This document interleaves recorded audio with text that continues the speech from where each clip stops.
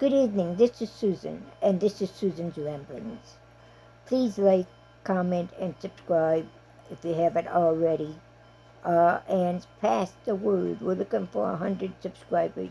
Once we get to 100 subscribers, we will have a drawing, and we will give away 2 bags, 2 totes.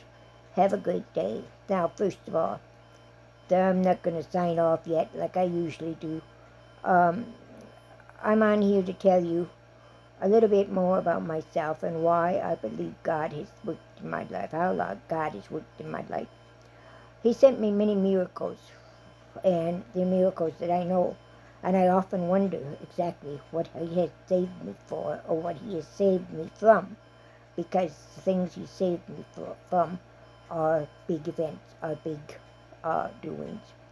Like I told you in my last story bit, I was abused as a mentally, emotionally, and physically by my ex-husband. Um, Many times God has stepped in, and I know He stepped in, otherwise I would be dead. Um, Many times He had, for some reason, made my ex-husband stop. I don't know what stopped him. Who knows how his mind was working? I still don't know how his mind was working, and I've been away from him for 30-some years. My kids can't make up figure out how his mind works, and they're pretty exchanged from their dad, and I had nothing to do with that. I didn't, but they don't believe in running down people, no matter what they've done to me, and I would definitely not run down my children's father. That was the only good thing that came out of my marriage was my three children, and now my grandchildren and great-grandchildren. And I would never do anything to hurt them, and that includes um, talking against their father and grandfather. Okay, now the first story I'm going to tell you, and it's a true story, and it's hard to believe, but after I got divorced, after I left my husband, we weren't divorced yet, I left him, got an apartment in town. It was a 2-bedroom apartment. It was fine for us. Um, but I couldn't get my kids. He kept the kids with him because he knew that was the only thing I wanted out of the marriage was my kids, with children. But they would be able to come in and stay with me. And it didn't matter how long they stayed with me. He didn't really put an objection to that because he was trying to get me back at that time, and he was doing all kinds of things. Such as sending me flowers and gifts, and he never did that during the whole marriage, the whole time we were married, or before we got married, so I don't know why he just thought that would help at the time. He wrote me all these letters about how he loved me, blah, blah, blah, blah, blah. You know how that goes. Anyway, children were staying with me, and my son was staying with me at that time. I don't know why the other two weren't, but my youngest son was with me. And I walked out of that marriage with the clothes on my back, period. That's all I had. And friends came together and got us through. But it's only so much friends can do. The friends gave us beds. The friend gave us clothes, gave me clothes. They gave us food. They gave us dishes to get us through those first few weeks. I guess it was months. And one day, my son was there, and he looked around, and all we had was one potato left to eat. That was it. One potato. He'd already had his breakfast. I'd had my breakfast. Because I wasn't going to tell him that I was only down to one potato. And I figured something would happen. Something would happen. Something would happen. Or I'd make it happen. But he looked around and he said, "Mom, we only got one potato. How's that going to feed us? Just one potato." And I said, "Don't worry about it. I've got it covered. We've eaten, you go to school and eat your lunch. I'll go to work, and when we get done with work, we will go up and see Grandpa and Grandma. Not to get any money from them. I never believed in asking for money from them. But I knew they had a big garden. So I thought we could get food from their garden. fresh vegetables. It might not be much, but it would at least be something to eat. So I sent him off to school. I went to work. And I came home, and guess what? My table was filled with fresh garden stuff. And my son got home before I did, and he met me at the door, and he says, I thought you weren't going up to Grandma's until I came. I wanted to see Grandpa and Grandma too. And I said, what are you talking about? I haven't gone to see Grandma and Grandpa yet. That's where we're headed now. He said, but Mom, look. And I looked at the kitchen table, and it was full of fresh vegetables. I mean, every kind they had in the garden was sitting on my table. And I said, oh, I don't know how that came about, but Grandpa must have come over here early and then dropped it off. I don't know. I have no idea. So anyway, we cleaned it up, and I didn't have a phone at that time. I mean, I couldn't afford a phone. I was lucky to get the apartment I got, and that had my electricity and so forth included. So, I mean, I was lucky. Well, lucky the good Lord was watching after me, okay? Anyway, we had the vegetables. So we cleaned them up and we put them away. And there was a knock on the door. So Michael went to the door and he came back. He said, Mom, somebody's there to see you. So I went to the door and it was a friend. And he said, we just got done butchering a cow. And I just picked it up. Would you like some meat? And I said, oh, I'd love some meat. What do you have? So he went and he picked out a bunch of packages. I mean, not just one or two, but a bunch of packages. And it wasn't all hamburger either. I expected cheaper, but it wasn't all hamburger. So anyway, we thanked him, and he left. We put it in the freezer. We looked at each other like, okay, what's going on here? But we put it in the freezer, and we thank God for it. A little while later, there was another knock on the door. And I went to get it that time. And it was my dad, Grandpa. He'd been fishing. I asked him if he dropped off the garden stuff earlier, and he says, yeah, he had. They had plenty. They figured I'd need some, so they dropped it off. Yes, it helped me a lot. And now he'd gone fishing. He dropped it off while he was going fishing. He loved the fish. And so he went fishing, and he had 5 big fish.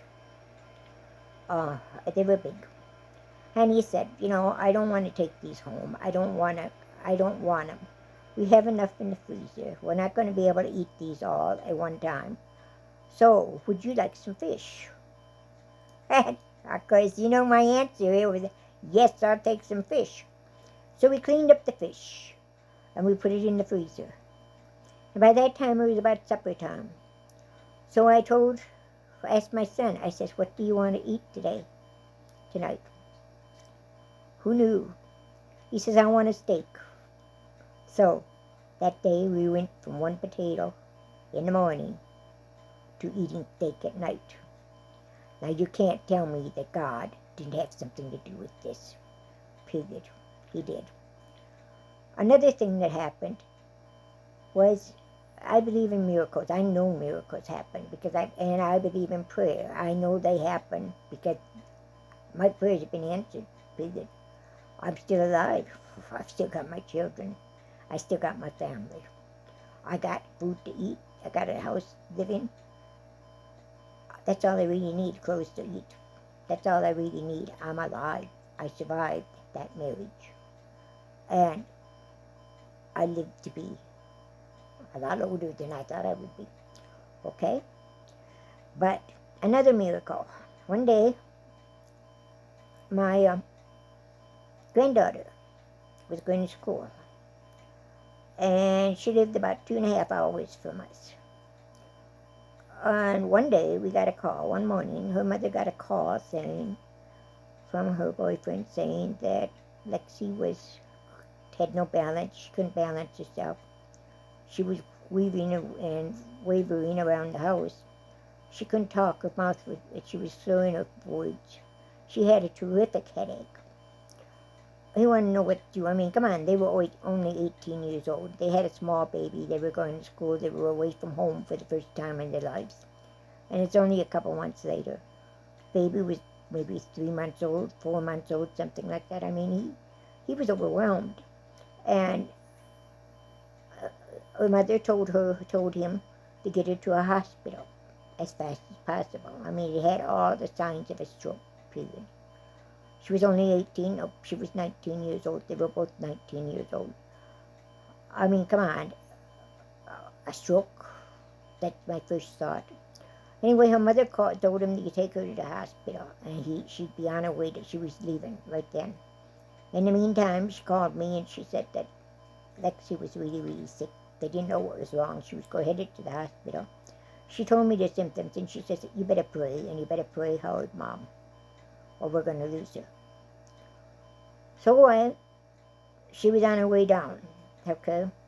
I never heard anything, and I never heard anything. I never heard anything. I finally called Andy's mom and said, have you heard anything? And she didn't even know what was going on. Andy hadn't even called her. And I told her what was going on, and she says, I'll see if I can get a hold of her. Well, she did. But they didn't know anything yet. She still had these symptoms, and the doctor was talking stroke. And they were doing all kinds of tests. But the tests were all coming back negative. So they were kind of shaking their head trying to figure out what was going on. Well, about that time, I decided maybe we better get our prayer chains going. We have a local church one, and I called them up, and they said to get it going right away.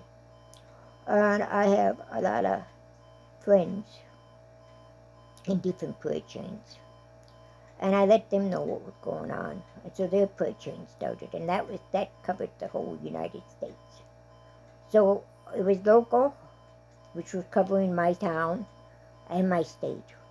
And then it was all over the country, all over the United States. And I went over to lunch that day, and they wanted to know what was going on, and I told them. And I said, and you know, I've got prayer chains, got prayers going out all over this country. And I'll bet I hear something pretty fast. I mean, come on. Well, I no more than said that, and the phone rang. My phone rang. It was my daughter. And she said, you're never going to guess this, Mom. But Lexi's fine. There's nothing wrong with her. I says, now wait a minute here. She told me these, and she says, they all went away, Mom, about half an hour ago. And she says, and we can't figure out what was going on. And the doctors are just baffled. And I says, when did it stop? But she's half an hour ago. You know what? That's when I started my prayer chains. Don't tell me prayer doesn't work. It works beautifully. And Lexi has never had it. Lexi came home. They sent her home.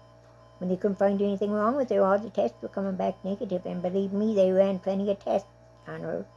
Everything came back negative. They were just puzzled. Sent her home, told her to rest.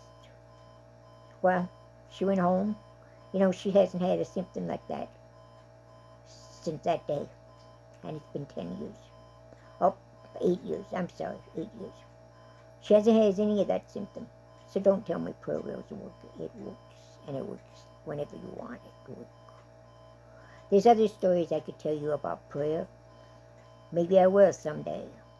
But for today, I think that's enough to tell you. I know prayer works. I know God is in my life. I know He protects me. Nothing happens unless He wants it to happen. Or He lets it happen. Therefore, I don't really worry about how much food I have. Yeah, I do. I don't worry about it. I just prepare. I just prep with everything I have. And I don't just prep food. I prep other things to keep me through. I dehydrate. Oh boy, do I dehydrate. I have apples in the dehydrator that are about ready to come out. I have blueberries in the dehydrator. I don't know when they're going to come out. They take a lot longer than the rest of the food.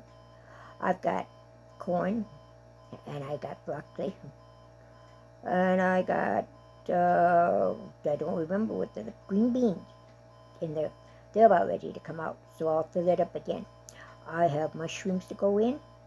I think I'll put some onions in this time. And of course, there's more apples.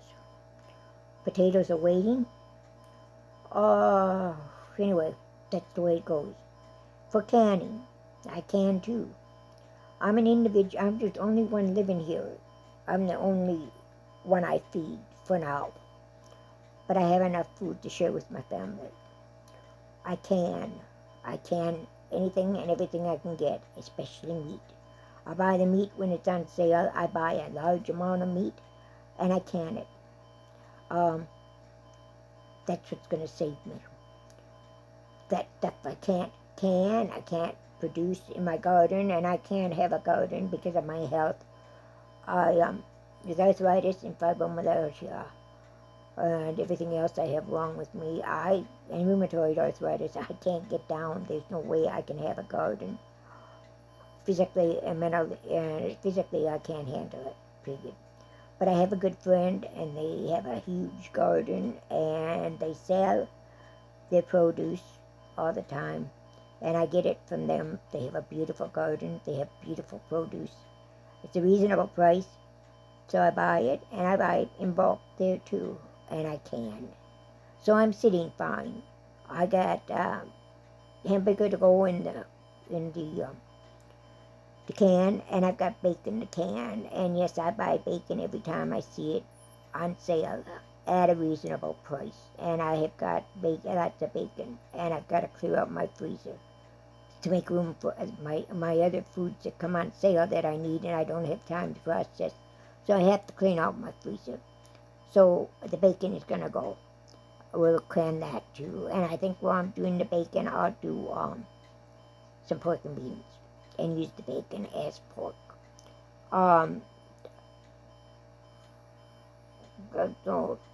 Beans. I've got beans too to can. I'd rather have them canned than dry. They're canned. All I have to do is grab a jar and use them. If they're dry, I have to soak them and cook them and blah, blah, blah, blah, blah. It takes a lot of time.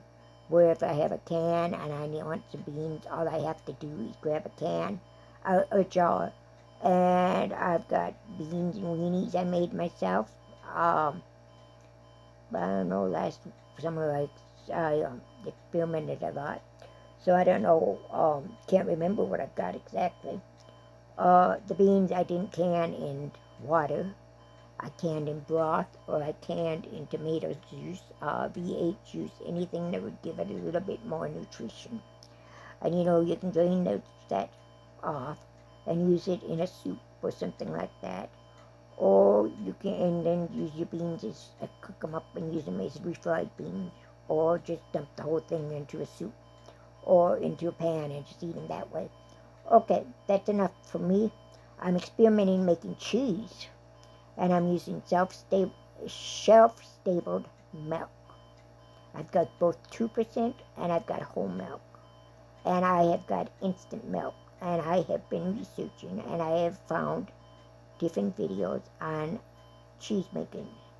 And they use, doesn't say shelf-stable, but I have got some that used instant milk. They also say I can make butter out of instant milk.